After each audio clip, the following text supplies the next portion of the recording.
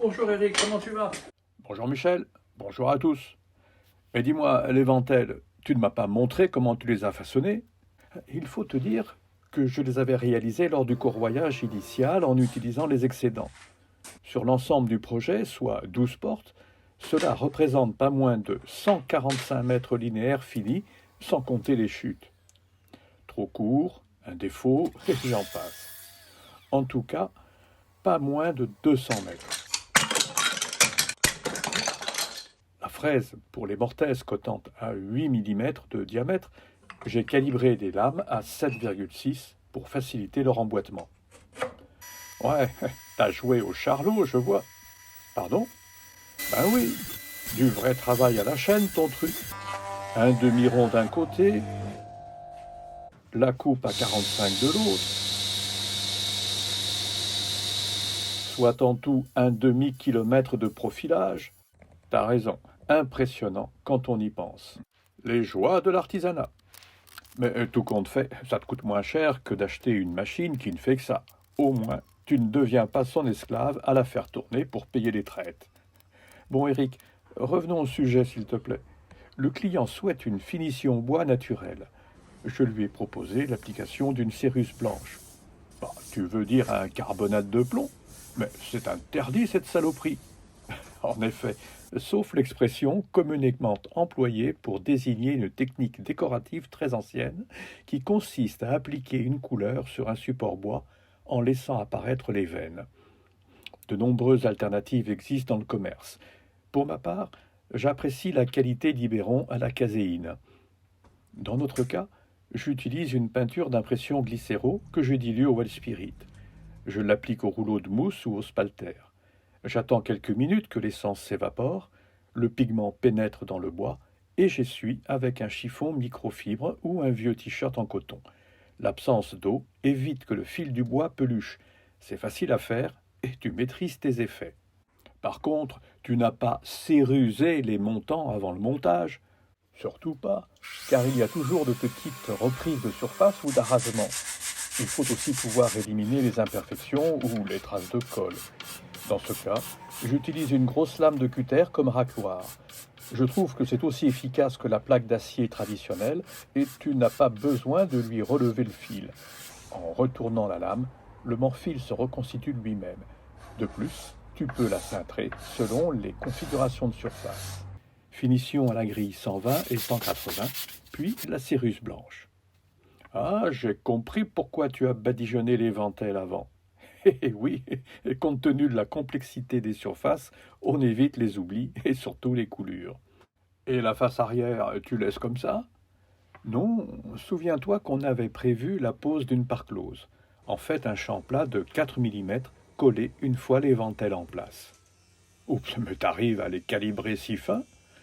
Oui, j'ai même amélioré ma technique pour réaliser une coupe de long sur ma scie à ruban. Mais t'as déjà fait une vidéo à ce sujet? C'est vrai, mais je te mets le lien dans la description. Mais dans cette vidéo, j'avais pris comme exemple un bloc de scie peau. Sa fibre est fine et la lame de ma Hammer NV 4004, à condition qu'elle soit bien affûtée, trace droit sans trop de problèmes. Par contre, avec les bois de feuillus, plus nerveux, la lame, même à 30 mm de largeur, a tendance à faire des vagues.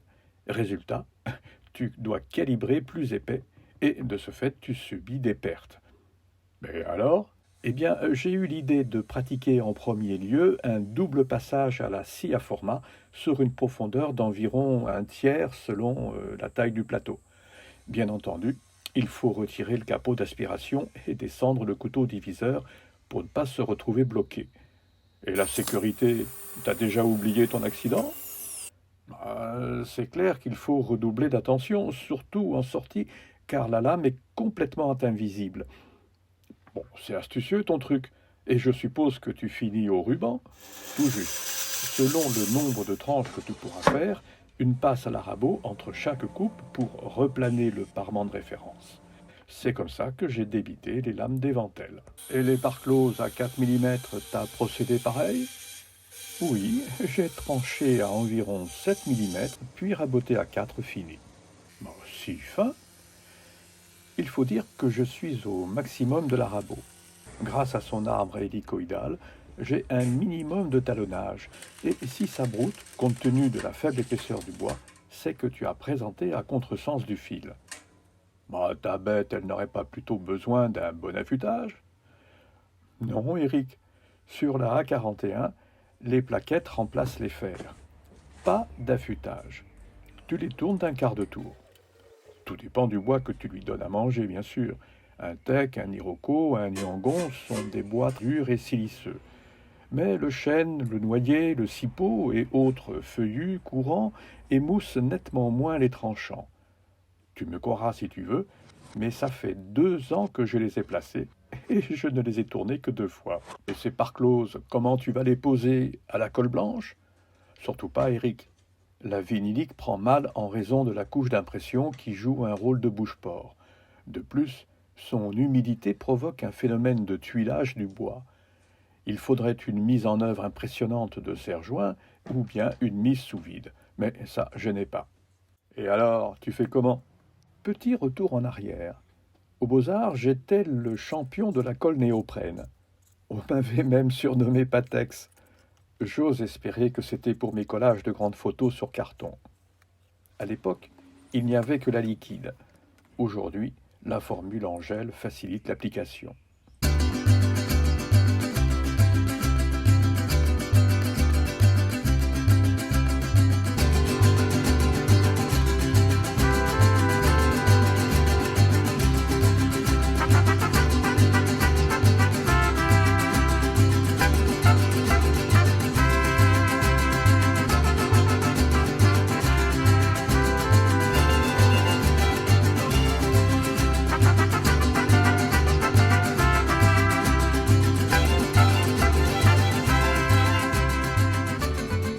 Et avant de reboucher le pot, une giclée d'acétone améliore la conservation.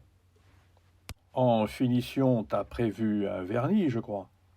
Oui, un vernis acrylique céramique satiné, incolore pour conserver l'effet blanchi et le veinage du bois. Vu la complexité des surfaces, je te recommande une application au pistolet. Bon, je vais chercher de l'eau pour la dilution? Non, Eric.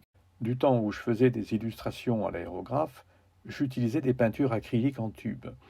J'avais découvert en effet que l'alcool était un solvant qui procurait une meilleure onctuosité et un séchage plus rapide par évaporation. Ah oui, la peinture acrylique, tu veux dire? Mais non, je te vois venir. Désolé, je n'avais pas besoin de ça pour mes créations, et en plus, j'avais installé une ventilation. Tu trouves en grande surface de l'alcool ménager à 95. Ça fait le job, à condition de travailler en plein air. Et pour les peintures acryliques, tu dilues aussi à l'alcool? Écoute Eric, on y reviendra une prochaine fois si tu veux bien. En attendant, tu contactes le client pour lui annoncer notre arrivée. Je t'appelle pour confirmer le jour. En tout cas, quel travail! Merci Eric. À tous les deux, on forme vraiment une bonne équipe. Allez, à plus.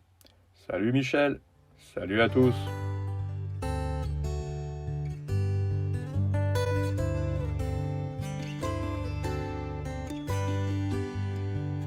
Bon, si ça t'a plu, tu partages et puis tu mets un pouce en l'air. Tu connais le truc. Allez, salut!